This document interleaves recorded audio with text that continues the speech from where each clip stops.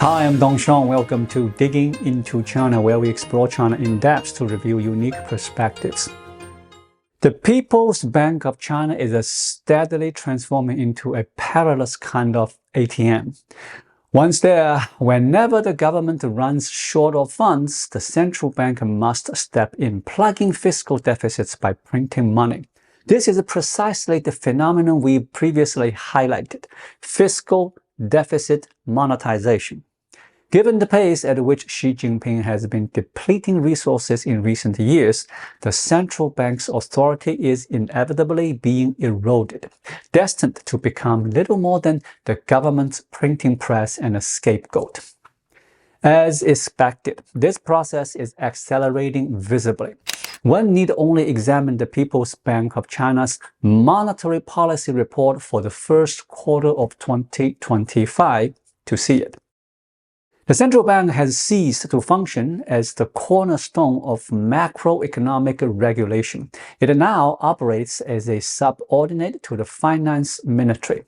In this report, the central bank included two dedicated columns defending the government's fiscal stance, even resorting to international comparison to justify it. In doing so, it has effectively reduced itself to a mouthpiece for fiscal policy propaganda. This is, without question, the most subservient and diminished report the central bank has ever issued. Xi Jinping has systematically dismantled the central bank's independence. In this video, we will explore how the central bank is shielding the finance ministry, why the finance ministry is hiding behind it, and what crisis these macroeconomic shifts foreshadow.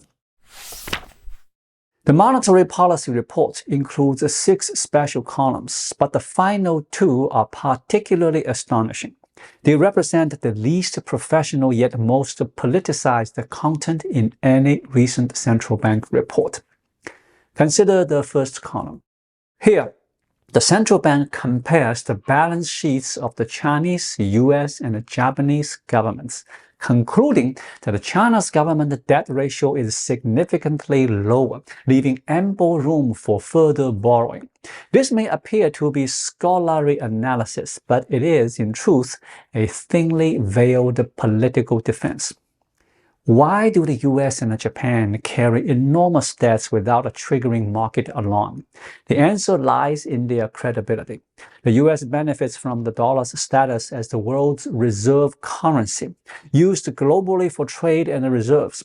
Consequently, US treasuries are always in demand, a level of trust no other currency can replicate.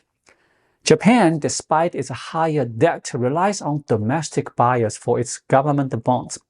Decades of low interest rates, low inflation, transparency, and a robust legal system reassure investors that Japan's government is unlikely to default. Thus, Japan's bond market remains stable, with little fear of collapse despite its towering debt. China's circumstances, however, are markedly different. The yuan is not a global currency. It lacks appeal to foreign investors. And were it not for capital controls, many Chinese citizens would prefer to hold dollars. Additionally, China's bond market is not fully driven by market forces. Many bonds are purchased under administrative mandates, with banks, insurance companies, and pension funds compelled to buy local government debt to support the system. More critically, China's financial system is predominantly governed by administrative directives, with major institutions being state-owned. This stifles the market's ability to identify risk through competition. Decisions about which companies or banks are too big to fail are made by Communist Party leaders, not market dynamics. Without a true pricing mechanism, risks are merely suppressed temporarily. Should these risks become uncontainable, the result would be a systemic collapse, devastating the financial system. Local government debt poses an even greater threat, a veritable powder keg. For years, many local governments sustained themselves by borrowing anew to repay old debts and relying on land sales for revenue. With the land market now faltering and the funds depleted, the debts persist. Much of this debt is not recorded on the central government's public ledger, but is concealed through opaque financing mechanism. Should it surface, the scale would be staggering and nearly impossible to manage. In this context, comparing China's debt ratio to that of the US or Japan and claiming our debt is low with room to grow is patently disingenuous. It equates economies with fundamentally different structures, manipulates concepts, and misleads the public. The US and Japan are anchors of globally trusted currencies, while China is a capital-controlled nation issuing bonds. Their debt is absorbed by global markets. China's is shuffled domestically, with institutions coerced into absorbing it. If asked, whether by me or the most sophisticated AI, which nation, China, the US, or Japan, is most likely to face a debt crisis first? The answer is unequivocally China. The reason is clear and indisputable. Yet, in defiance of this reality, the central bank has issued a so-called professional assessment that contradicts it, sacrificing its credibility to defend the finance ministry and serve as a guarantor for fiscal borrowing. It is a staggering betrayal of its own expertise. In the second column, the central bank absolves the finance ministry of responsibility for China's persistent low prices, taking the blames entirely upon itself with remarkable deference. It deploys a barrage of technical terms: insufficient aggregate demand, subdued inflation expectations, constrained monetary policy transmission, implying that the low prices are merely a technical issue, wholly unrelated to fiscal policy. The reality, however, is starkly different. Further loosening of monetary policy by the central bank has little impact on reviving prices. Without the fiscal reform, the central bank's efforts are merely sinking into a liquidity trap. The true cause of China's deflation lies in fiscal inaction and an inequitable distribution system that allocates too small a share of economic gains to households. This is the root of the market's lack of confidence. Yet, the finance ministry remains untouchable beyond reproach. The macroeconomic stabilization that should be driven by fiscal policy has been entirely offloaded onto the central bank. In essence, the central bank is cleaning up the finance ministry's failures and bearing the blame. Under normal circumstances, the central bank would at least acknowledge fiscal shortcomings or the need for better policy coordination, perhaps suggesting that fiscal measures should play a larger role. Such a statement would hardly be controversial. In years past, the central bank was unafraid to critique the finance ministry, sometimes sharply. But in this column, it avoids any mention of fiscal responsibility, as if its own monetary policy was solely to blame for failing to lift the prices. The central bank's humility has crossed the line from professional restraint to servile self-blame. Is this the stance of an independent central bank? Far from it. It is the finance ministry's shield, its public relations firefighters, its policy scapegoat. Can this even be called a monetary policy report? It resembles an exoneration letter for the finance ministry endorsed by the central bank. Why then is the finance ministry evading accountability, retreating behind the central bank to absorb the criticism? The answer is straightforward. It dares not face public scrutiny. The risk of local debt default is escalating. Land-based revenue has collapsed, and the central government is unwilling to bear the stigma of deficits. The finance ministry seeks to issue more bonds while avoiding the appearance of desperation. And thus, it positions the central bank as a credible intermediary, tasking it with certifying the finance ministry's stability and reliability. This preserves the finance ministry's reputation, while the central bank is forced to comply, however reluctantly. Does the central bank wish to play this role? Certainly not. It is not oblivious to the issues. It simply has no choice. In China's current system, the finance ministry holds sway and the central bank is reduced to a tool. The finance ministry requires funds but recoils from accusation of reckless bond issuance, so it directs the central bank to reassure the public. Rest assured, China's debt is manageable compared to the US and Japan. We have ample room to issue bonds. The finance ministry's cunning is evident. It remains silent, offering nods of approval from the shadows.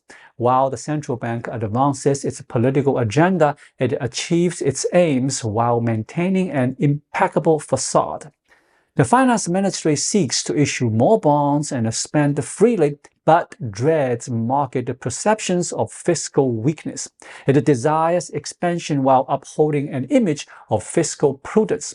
So it thrusts the central bank forward to affirm that no problems exist, that debt is under control, and that the borrowing capacity remains substantial. This is a textbook example of bureaucratic face-saving and blame-shifting in tandem. The irony is that, should a crisis erupt, such as a local debt default destabilizing the financial system, the finance ministry can disavow responsibility, claiming we have always been prudent. The central bank overreacted with the structural tools and the relending. The fault is not ours. The central bank bears the operational risks, while the finance ministry escapes political accountability, sidestepping even the need for an apology. This scenario feels all too familiar. Yet, the finance ministry tactics are not without the consequence. The cost is erosion of the central bank's credibility, the yuan's trustworthiness, and the authority of China's monetary policy framework. The central bank is neither an inexhaustible ATM, nor a public relations crisis manager, nor the finance ministry's caretaker. But as the finance ministry repeatedly forces it to absorb blame and conceal flaws, the market will eventually deem the central bank's assurances unreliable. When that moment arrives, the finance ministry will not merely rely on the central bank to bolster its image, it will drag the central bank into ruin alongside it. On the surface, this appears to be merely a monetary policy report from the central bank. In truth, it reveals a profound institutional failure, a policy system thrown out of alignment, and a regime operating in distortion. A central bank intended to independently and steadfastly maintain financial order is now tethered to the finance ministry, dispatched to extinguish crises wherever they arise and to shore up wherever risks emerge. When the finance ministry lacks funds, the central bank prints money. When debts spiral, the central bank assumes the blame. Even the task of managing market expectations falls to it. There is no longer policy coordination. It is the central bank propping up the entire system. Meanwhile, the finance ministry spends freely while demanding respectability, stimulates the economy while fearing accusations of debt instability, and issues bonds while evading the political cost of deficit expansion. It hides behind the central bank, borrowing its voice to speak and its credibility to project stability. But the central bank's credibility is not boundless. The yuan's trustworthiness was painstakingly earned through years of independent and prudent stewardship. Once the central bank becomes the finance ministry's shield, it risks undermining the very foundation of its existence. When that occurs, it will not merely be the central bank's credibility that collapses, it will be the entire chain of trust underpinning the policy system. Today, we observe a monetary policy report that feels amiss. Tomorrow, we may confront a reality where the central bank's diminished role deters capital inflows, discourages market investment, and destabilizes the currency. When a nation's central bank ceases to speak the truth, its balance sheet becomes little more than a hollow veneer.